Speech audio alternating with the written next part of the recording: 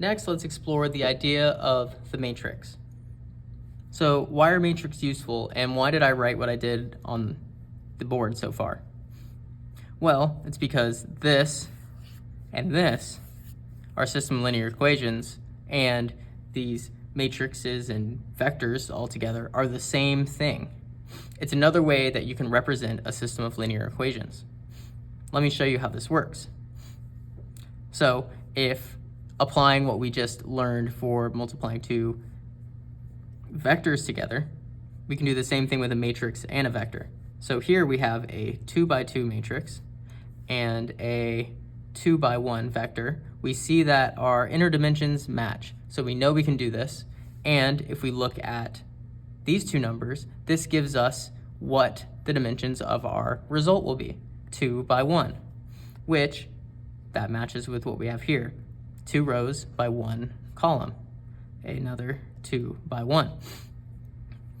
So we can solve this by multiplying row by column, and then row by column. So if we do 2 times x, we have 2 times x plus 3 times y. Then the same thing for the second equation, 4 times x plus 5 times y. And we know that that is equal to the output of this equation. Okay, great. Now what? Well, we can use this new matrix form of our system of linear equations to solve for x and y. How do we do that?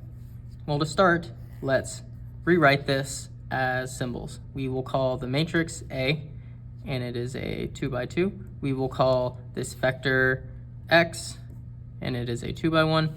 And we will call this vector b, and it is also a 2 by 1. Now, if we want to solve for the vector x, and we know a and we know b, then we need to take the inverse of a on both sides. How do we do that?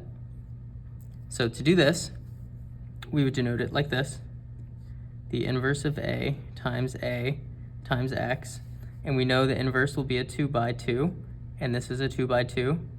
So these inner dimensions cancel, and you end up with a 2 by 2 that is known on this side as the identity matrix. So what is that? The identity matrix, I'll just draw something over here, is just a matrix where the diagonal, so the components in the center are 1. And that multiplied by x is essentially just x. So you could think of it as just canceling out, basically. And on the other side, we left multiply by our inverse as well. So then we have a 2 by 2 by a 2 by 1, and we end up with a 2 by 1 that will be equal to x. Great, so before we talk about how we calculate this inverse, I want to talk about how we can actually check if A is invertible in the first place, because it's not granted that your matrix A will be invertible. Well, the easiest way to check that is with something called the determinant. So how do we find this determinant? Well, there's a simple algorithm for solving it. If we view A as having entries A, B, C, and D, like so, then the determinant is simply equal to A times D minus B times C. So in the case of our matrix from the previous slide, we have 2 times 5 minus 3 times 4. So this gives us a result of 10 minus 12, which is negative 2. So what does this tell us? Well, our determinant is, first of all, non-zero. And if you have a non-zero determinant, then congratulations, your matrix is invertible. But what does it mean that it's negative 2? Well, it's actually a very interesting thing. So another way to view a matrix A multiplied by a vector by our vector x is as transforming x and the space around it. So A is actually a transformation. And what is it transforming? It's transforming the unit vectors that define the space in which A is. So if we have unit vector 1, 0, and we have our other unit vector 0, 1, and x has some xy, right? Two values, it's some vector in this space. Then what A is doing is it's changing the shape of all of these. So it might move this one here, and then this is transformed to here, and then this is transformed to here. So it could be a rotation or a stretching of this space. And what this -2 value is the actual area between these two transformed bases. We call it the basis of our space. So this area is -2. So it's -2 because that means that these two flip-flopped. That's why it's negative. It switched them. Otherwise, the area would just be 2 in this case. Let's try to get a better understanding of why a determinant might be 0 and what that means. For example, let's make a matrix B that has values 1, 2, 1, 2. Okay, let's compute the determinant. We know the determinant is equal to AD minus BC, and this is our A, B, C, and D. So that's equal to 1 times 2 minus 2 times 1, which is equal to 0, just like we expected. So, okay, what else do we know about this? Well, what if this was part of a system of linear equations? So let me just make one up with this.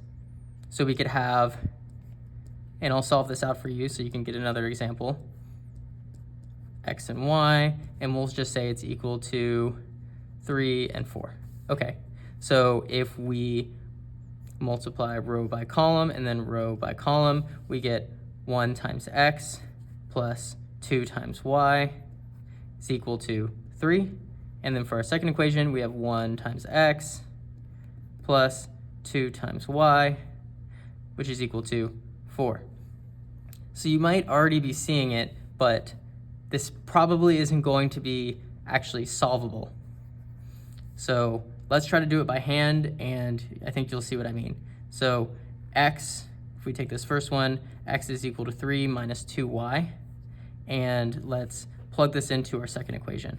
So now we have 3 minus 2y plus 2y is equal to 4. These cancel. 3 is equal to 4. Obviously, that's not correct. We can't solve this system of equations. That's something that we get told when we find out that the determinant is equal to 0. Something that you can, another way to understand this is that the columns are, these are our columns, are linearly dependent on one another. So they are multiples of one another. And in these cases, our determinant is going to be 0. So each column is not unique. So simply if you scaled this column, so if you multiply this column by 2, then it's going to be exactly the same as the other one. So there's no new information here. And if you don't have new information, if your equations aren't unique, then there's no way that you can solve your system of equations. We will conclude by finally solving for the inverse of our matrix A to solve for the system of linear equations from earlier. So how do we compute the inverse of A? There is a simple algorithm for it. The inverse of A is equal to 1 over the determinant of A, which we learned earlier, times D minus B, A minus C. There are more intuitive ways that you can learn for how to solve this, but this is a simple way to do it for the 2x2 matrix. So as we learned earlier, this is A, B, C, and D. We found the determinant of this earlier, right? Our determinant we found earlier was -2. So we know that we have 1 over -2 times 5, negative C is negative 4, B is negative 3, and A is 2. So we flipped these two, and we negated these two. And we're going to scale each of these by our determinant value. So we end up with negative 5 over 2, negative 3 over 2, negative 4 over 2, and negative 2 over 2. Yes, I know you can simplify that. This is our inverse matrix. This is a 2 by 2. Now if we wanted to then solve for our vector x, which is a 2 by 1, we are going to multiply this 2 by 2 matrix by our b vector, which is a 2 by 1. Inner dimensions cancel. Yes, we're going to end up with a 2 by 1.